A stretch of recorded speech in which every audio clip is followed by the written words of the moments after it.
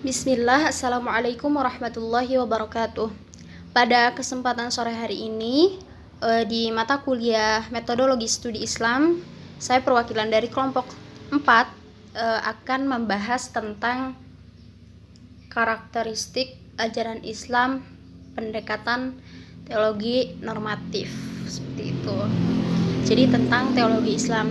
Nah, teologi Islam ini bisa dikatakan dengan ilmu kalam. Nah, teologi berasal dari bahasa Yunani, yakni logi dan theos. Dalam bahasa Indonesia menjadi teologi. Nah, logi ini artinya logi atau logos ini berarti percakapan, pengkajian, penelitian, sedangkan theos itu berarti Tuhan atau sesuatu yang berkenaan dengan Tuhan. Jadi teologi dalam bahasa Yunani adalah penelitian secara rasional segala sesuatu yang berkenaan dengan ketuhanan, atau dalam kata lain pengertian ilmu kalam ini adalah ilmu yang membahas tentang ketauhidan atau ketuhanan berdasarkan pada dalil-dalil yang rasional atau berdasarkan logika. Terus yang kedua ada pokok pembahasan di dalam teologi Islam ini sendiri. Itu ada konsep keimanan, kemudian keesaan, terus juga konsep kehendak mutlak Tuhan atau qada dan qadar, terus konsep kehendak bebas manusia, konsep keadilan Tuhan, konsep khas manusia atau ini tuh dalam kata lain usaha manusia itu sendiri. Terus juga konsep melihat Tuhan di akhirat, konsep janji dan ancaman atau wa'ad dan wa'id. Terus juga konsep urgensi wahyu, konsep status Al-Quran. Terus yang ketiga ada pendekatan teologis dalam studi agama Islam. Sayyid Hussein An-Nasr mengungkapkan bahwa dalam era kontemporer atau era modern ini ada 4 prototipe. Jadi ada 4 tipe pemikiran keagamaan Islam. Yang pertama ada fundamental, modern, mesianis, dan tradisional. Nah, masing-masing ini mempunyai keyakinan teologi yang seringkali sulit untuk didamaikan. Jadi ya dalam macam-macam keyakinan ini ada perbedaan-perbedaan seperti itu. Kemudian dari pemikiran tersebut dapat diketahui bahwa pendekatan teologi dalam pemahaman keagamaan adalah pendekatan yang menekankan pada bentuk, forma, atau simbol-simbol keagamaan yang masing-masing mengklaim dirinya sebagai yang paling besar, sementara yang lainnya itu salah. Seperti itu. Nah, selain itu, Frank Walling mengungkapkan bahwa telah muncul suatu pandangan baru tentang teologi dalam pandangan dunia atau world view global kontemporer saat dan berusaha mengkonseptualisasikan kategori-kategori teologis universal guna memenuhi kebutuhan dunia.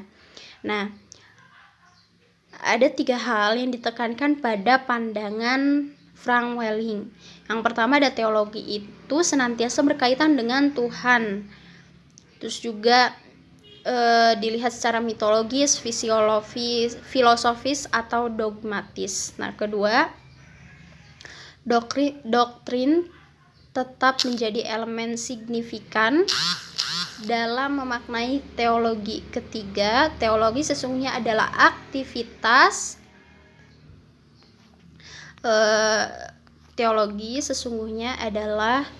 aktivitas yang muncul dari keimanan dan penafsiran atas keimanan itu sendiri.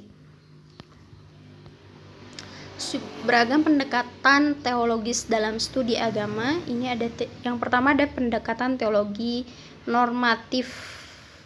Ini dalam memahami agama adalah upaya untuk memahami agama dengan menggunakan kerangka ilmu ketuhanan yang bertolak dari suatu keyakinan bahwa wujud empirik dari suatu keagamaan dianggap yang paling benar jika dibandingkan dengan elemen-elemen lainnya.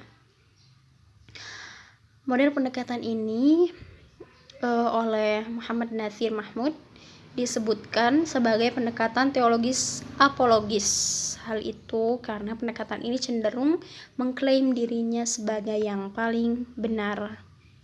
Kemudian ada dua karakteristik pemikiran ketimuran.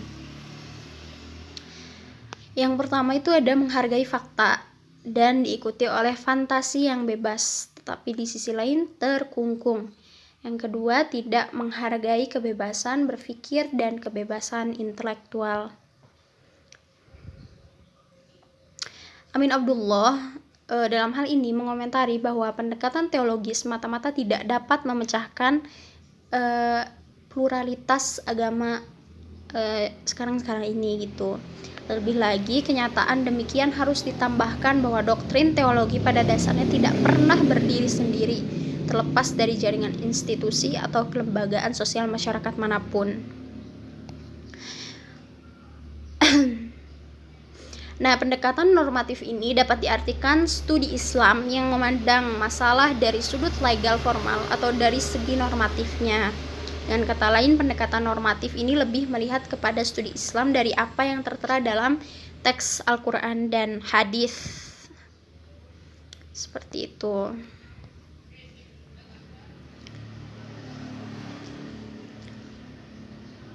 Jadi kesimpulannya bahwa ilmu kalam adalah ilmu yang membahas tentang ketuhanan, ketauhidan yang berdasarkan pada dalil-dalil yang rasional atau berdasarkan logika. Terus juga pendekatan teologi normatif ini adalah studi Islam yang memandang masalah dari sudut legal formal atau dari segi normatifnya saja. Dengan kata lain, pendekatan normatif ini lebih melihat kepada studi Islam yang tertera pada Al-Quran dan hadis. Mungkin cukup sekian, mudah-mudahan dapat dipahami oleh semuanya dan bisa bermanfaat untuk kita semua. Syukran, jazakumullahu khairan katsira. Wassalamualaikum warahmatullahi wabarakatuh.